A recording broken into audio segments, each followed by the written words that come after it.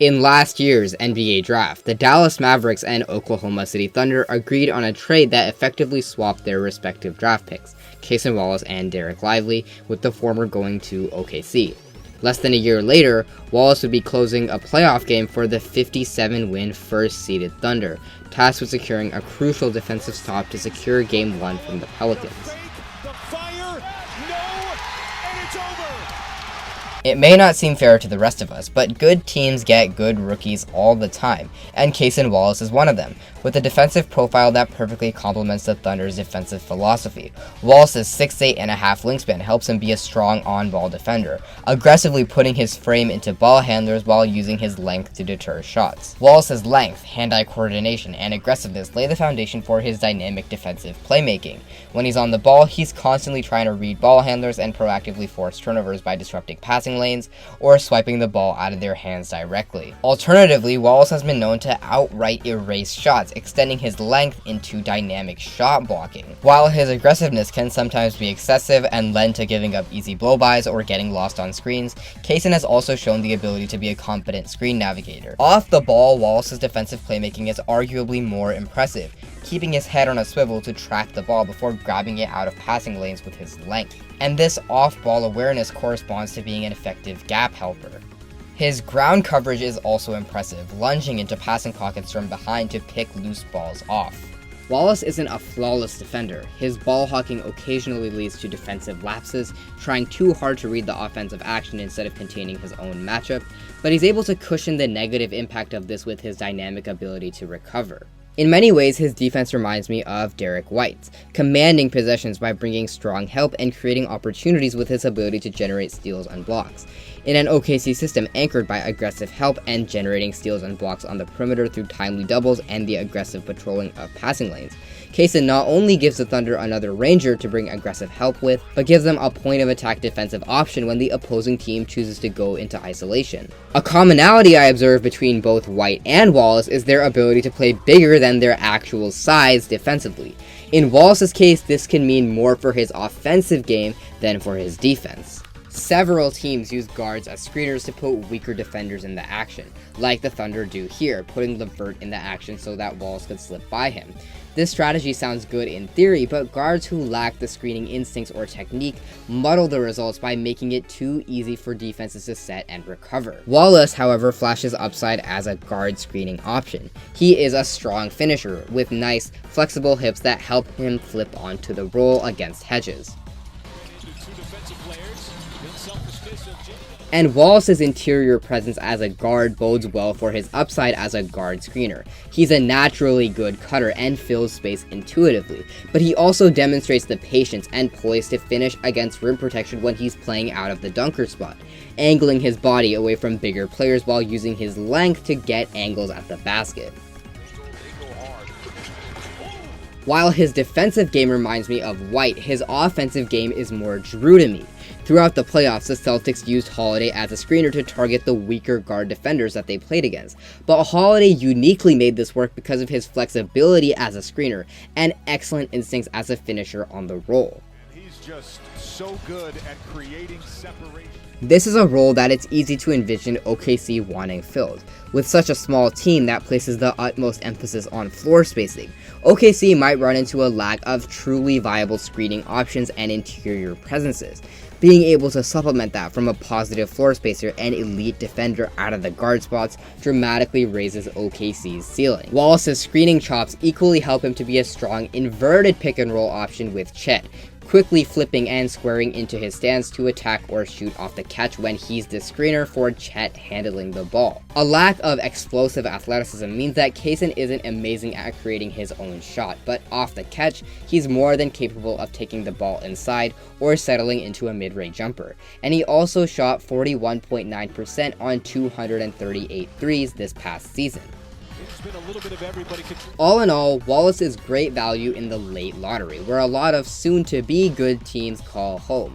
Conversely, most already good teams can be found in the later picks, and that's where the Golden State Warriors were in 2023 when they selected Trayce Jackson-Davis 57th overall. With a 7'3" wingspan and respectable standing leap, Jackson-Davis has a remarkable catch radius that makes him a huge target for the Warriors' passers. in combination with light feet that give him a high level of mobility. Trayce Jackson-Davis is already one of the better pick-and-roll finishers in the league, hustling to set screens, get on the roll, and reel the ball in to conclude offensive possessions at the basket. To go along with his flashes as a more authoritative finisher, Jackson-Davis has great touch, here contorting to find the finishing angle, and in general showing the ability to extend his range past just dunks and layups.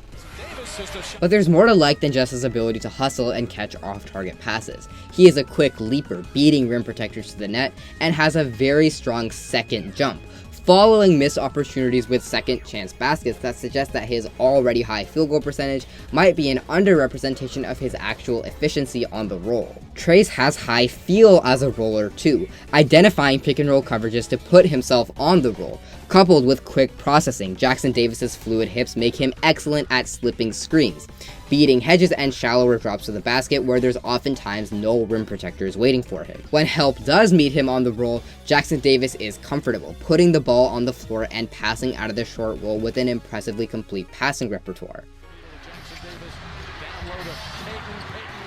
On a play like this, his quick short roll decision making and passing touch are obvious, floating the touch pass to Wiggins as soon as he identifies Sharp's dig.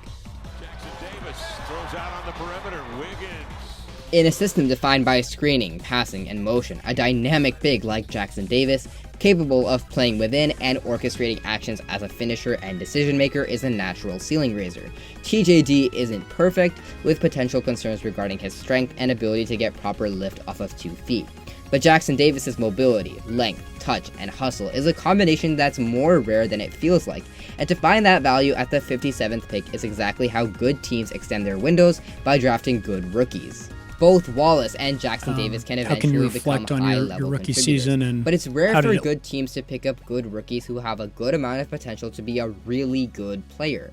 At 6'10" with a 7-foot wingspan, 19-year-old Gigi Jackson is a legit guard with a very tight handle. Watch how he decomposes Hachimura on the perimeter with quick twitch handles to generate the blow-by. Got by Hachimura. Oh, what a move! Gigi Jackson. Jackson doesn't necessarily have the best burst in the league, but his handle, coupled with a good first step, are the makings of a solid driving game, being able to gradually push defenders out of their stance with sharp handles before activating his first step to get inside. On a possession like this, watch how a hang dribble gets Anthony Davis to crack open his stance, giving Jackson a gap to attack. Jackson's ball handling is already very functional and projects an elite pick-and-roll creator in him. Here, a sharp right-to-left cross shakes Reeves to reject the screen. Against defenders playing up to him too closely, Jackson can use his size to apply pressure with these massive lunging strides, putting point-of-attack defenders on their back foot while he stampedes to the basket. That's a sensational move from the 19-year-old. On this possession, several hezzy moves let Jackson navigate around an off-balance switching defender, and here, Jackson keeps the ball on a string to pressure a dropping big with a snake dribble and then finish.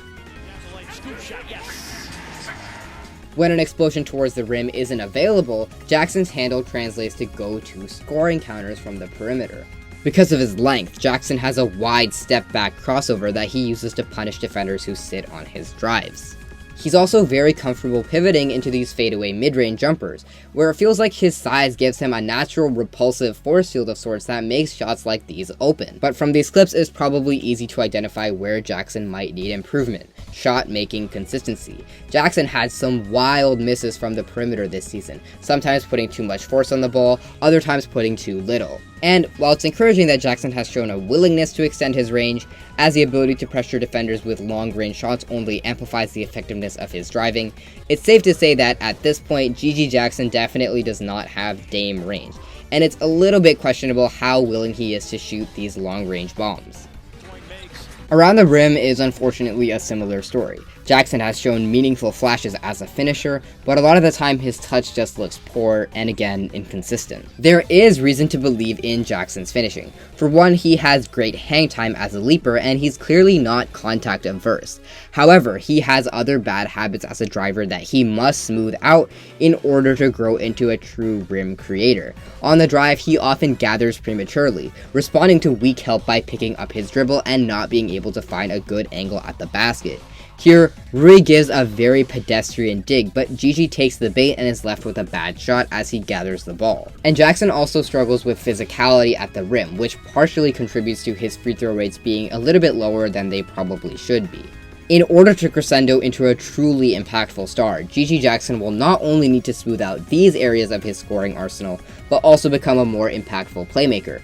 While the 1 assist per game figure may suggest that he's a ball hog, I don't believe that Gigi Jackson is a selfish player. The biggest problem to me are his sloppy pass deliveries. Jackson also isn't proactive at reading help, telegraphing passes to fall into avoidable turnovers. In all, Gigi Jackson is an extremely promising but extremely raw player. It's hard to say that he deserves creation reps on the contending Grizzlies next season, but his potential simultaneously seems genuinely limitless, with true, consistent shot creation always coming at such a high price. Good teams like Memphis being able to supplement it from good rookies like Gigi Jackson gives them an untold amount of future flexibility. Concurrently, Gigi Jackson isn't exactly a good player yet, though he might eventually become very good. With the blessing of selecting such a high-ceiling player, the Grizzlies simultaneously assume the responsibility of actually developing him on a contending roster, where minutes aren't easy to come by. How the Grizzlies choose to use Gigi next season might be as interesting as Gigi himself. Regardless, no matter how good the team, good rookies change trajectories, combating internal roster rot while revitalizing or revamping team identities. Players like Cason Wallace, Trayce Jackson-Davis, and Gigi Jackson are only the newest examples of good teams benefiting from being defensive of their picks, no matter how late, to select good rookies.